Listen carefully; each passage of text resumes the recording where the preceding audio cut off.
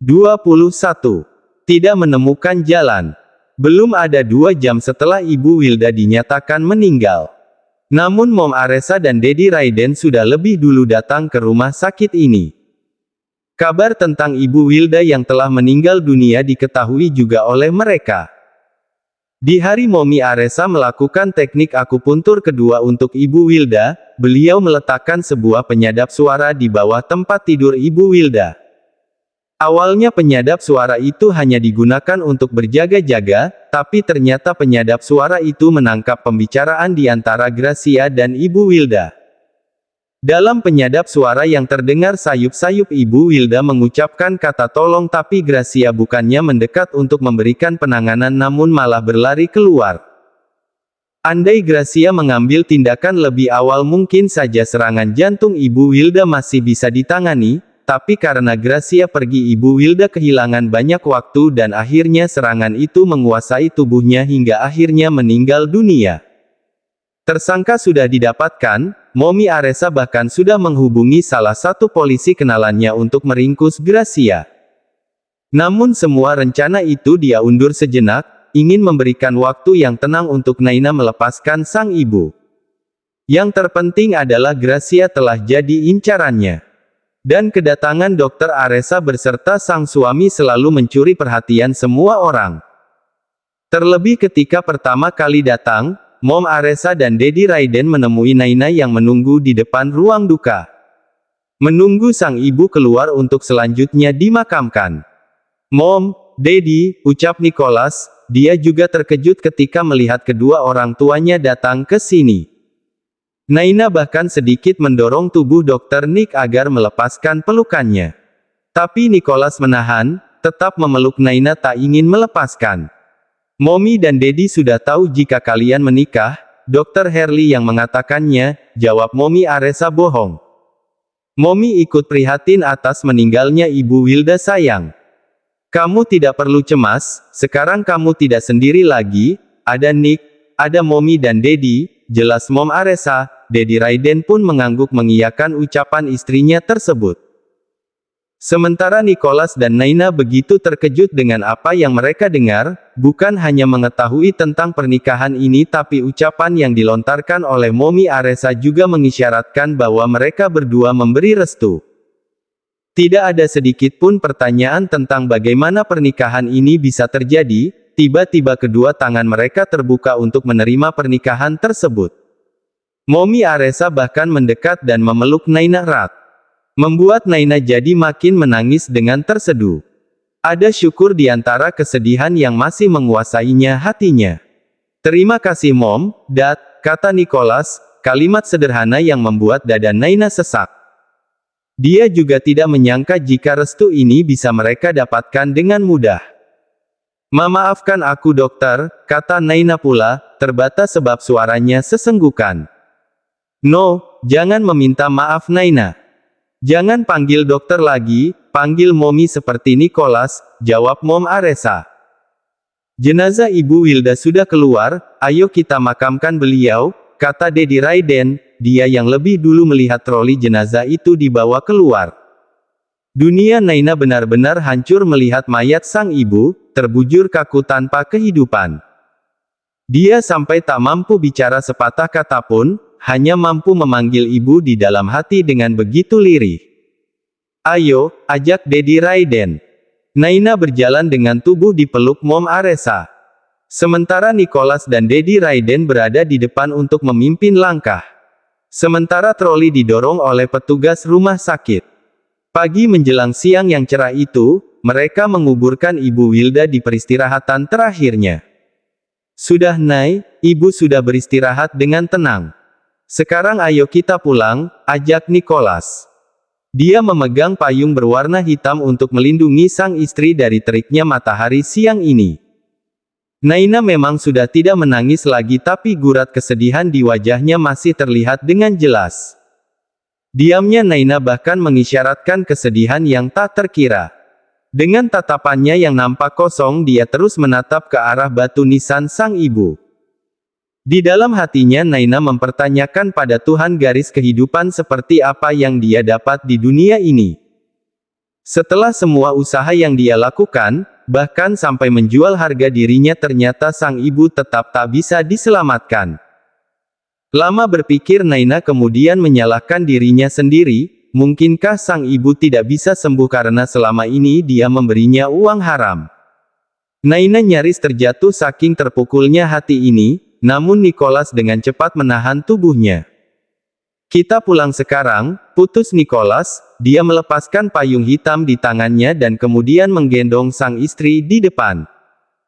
Mommy Aresa sampai ikut menangis melihat pemandangan itu, dia pun bergerak untuk mengambil payung hitam yang ditinggalkan oleh sang anak. Dedi Raiden lantas mengelus punggung istrinya agar tetap kuat ketika melihat kesedihan anak-anaknya seperti ini. Pada akhirnya mereka pun meninggalkan tempat pemakaman tersebut, pergi dengan membawa luka di dalam hati yang entah kapan sembuhnya. Naina kembali menangis di dada sang suami, sampai baju Nicholas basah dengan air matanya. Dua mobil beriringan meninggalkan area pemakaman, mereka semua menuju ke apartemen Nicholas. Tiba di basement apartemen, Nicholas pun kembali menggendong sang istri untuk naik ke unit apartemennya. Dia tidak membiarkan sang istri berjalan dengan membawa semua kesedihan itu sendiri. Nicholas bukan hanya berjanji kepada Tuhan untuk selalu melindungi Naina, tapi dia juga sudah berjanji kepada Ibu Wilda bahwa selamanya akan selalu menjaga dan melindungi wanita ini. Kalian masuklah ke dalam kamar, Mommy akan ambilkan minum, ucap Mommy Aresa. Nicholas hanya mengangguk dan segera membawa sang istri ke dalam kamar lalu membaringkan Naina di atas ranjang. Di luar sana Dedi Raiden menghentikan langkah sang istri yang hendak menuju dapur, dia menahan lengan Mom Aresa hingga langkahnya terhenti. Aku tidak bisa menunggu lebih lama lagi, aku tidak ingin wanita itu masih menikmati hidupnya di saat anakku dan menantuku menderita seperti ini, ucap Dedi Raiden. Dia berniat akan segera meringkus Gracia. Tak ingin membiarkan wanita itu masih bisa tertawa di atas penderitaan anak-anaknya. Mom Aresa mengangguk, dia bahkan menangis lagi saat ingat terpukulnya Naina. Kamu temani anak-anak di sini, aku akan pergi sekarang, kata Dedi Raiden, dia memeluk istrinya lebih dulu. Mencium puncak kepala Mom Aresa dengan penuh kasih sayang, juga mengelus punggungnya dengan lembut. Mereka berdua juga tidak menyangka bahwa takdir bisa berubah secepat ini.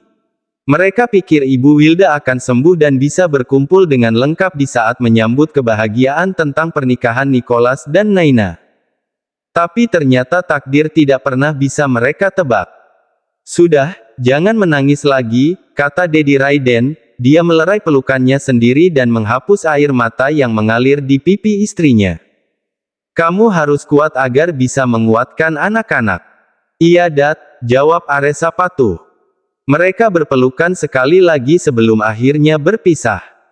Dokter, Anda diminta untuk datang ke ruang Dokter Nicholas sekarang juga, kata salah satu perawat pada Gracia. Kalimat yang seketika membuat Gracia menelan ludahnya dengan kasar, kenapa di saat seperti ini Dokter Nicholas ingin menemui dia? Gra kemudian menatap ke arah jam dinding yang ada di ruangannya, waktu sudah menunjukkan jam 2 siang. Sejak tadi dia menutup telinga tentang kematian Ibu Wilda, jadi tidak tahu perkembangan tentang apa yang dilakukan oleh Dokter Nicholas dan ternyata sekarang pria itu telah kembali ke rumah sakit.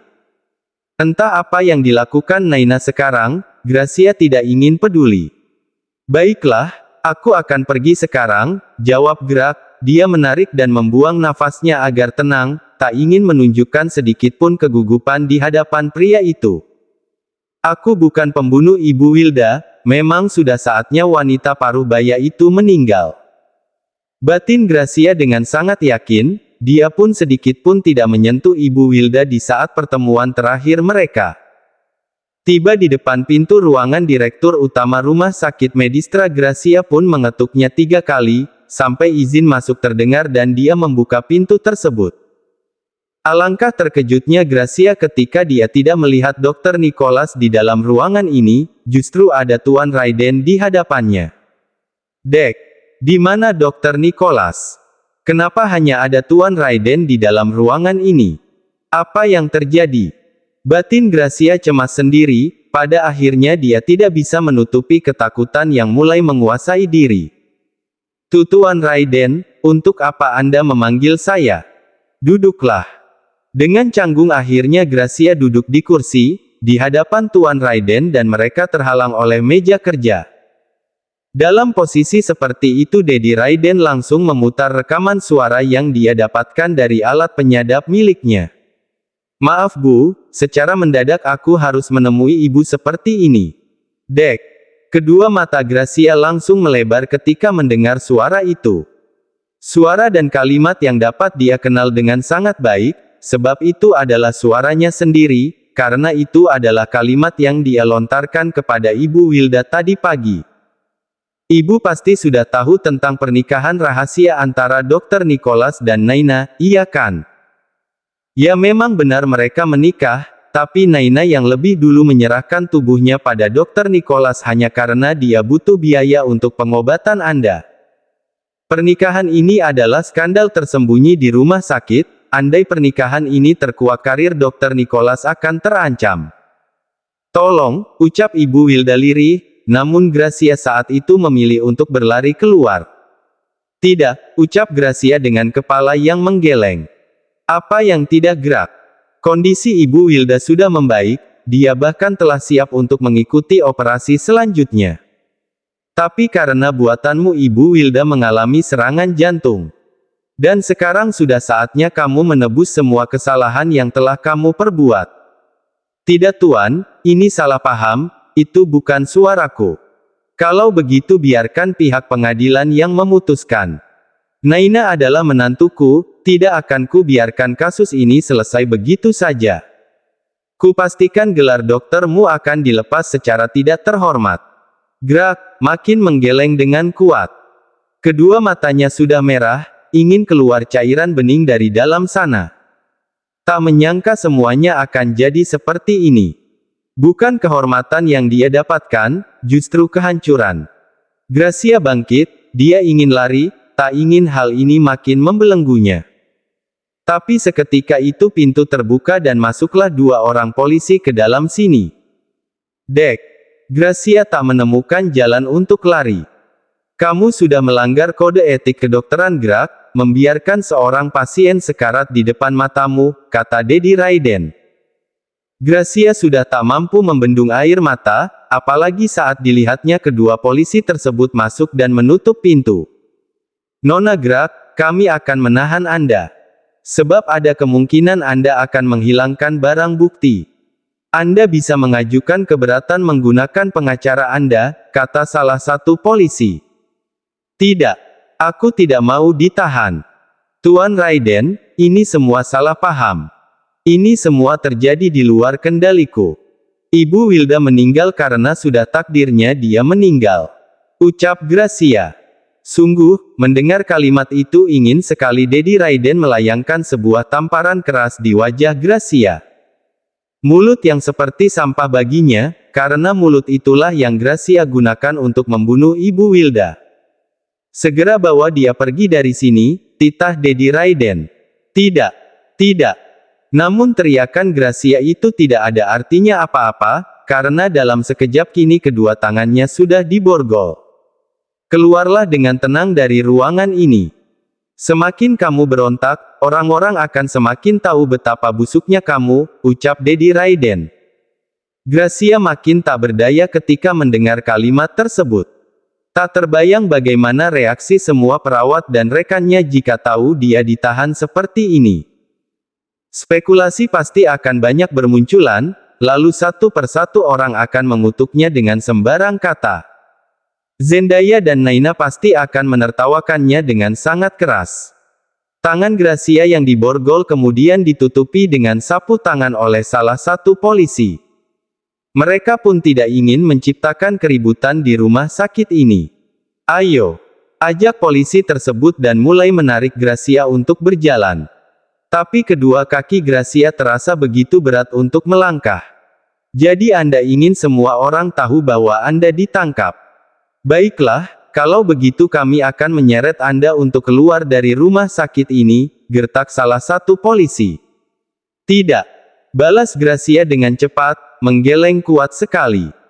Gracia coba melihat ke arah Tuan Raiden sekali lagi, mengharap belas kasihan dari pria itu, mengingat hubungan baik mereka selama ini. Namun Dedi Raiden justru menatap Gracia dengan tatapan tajam. Membuat Gracia makin terpuruk tak menemukan cara untuk terlepas dari kasus ini. Tubuh Gracia kemudian ditarik paksa, hingga mau tidak mau akhirnya Gracia menggerakkan kedua kakinya untuk keluar dari ruangan tersebut. Salah satu polisi memegang lengannya dengan kuat, sementara polisi yang lain berjalan di depan. Tangan Gracia sudah diborgol dan ditutupi oleh sapu tangan. Tiap langkah yang Gracia ambil selalu jadi perhatian semua orang. Pemandangan macam apa ini? Kenapa Dokter Gracia bersama dua polisi tersebut? Kenapa tangan dokter gerak ditutup? Apakah kedua tangannya diborgol? Kenapa? Kenapa dan kenapa? Pertanyaan semua orang. Dokter gerak. Panggil salah satu perawat. Namun panggilan itu membuat Gracia makin ditarik oleh polisi yang memegang lengannya. Tak lama setelah Gracia keluar dari rumah sakit, Dedi Raiden pun menampakkan diri pula. Berjalan dengan langkah tegap meninggalkan rumah sakit ini juga. Suasana rumah sakit dalam sekejap terasa mencekam. Seolah ada kabar buruk yang akan diterima oleh semua orang. Satu-satunya yang bisa membaca situasi ini hanyalah Zendaya. Pertama tentang kematian Ibu Wilda, kedua Momi Aresa dan Dedi Raiden datang mengucapkan bela sungkawa, dan sekarang secara mendadak Gracia ditangkap. Dia yakin Gracia mengambil peran dalam meninggalnya Ibu Wilda. Ternyata hubungan mereka sudah sangat serius, Momi dan Dedi juga sudah mengetahuinya, mungkinkah mereka sudah menikah diam-diam? Gumam Zendaya.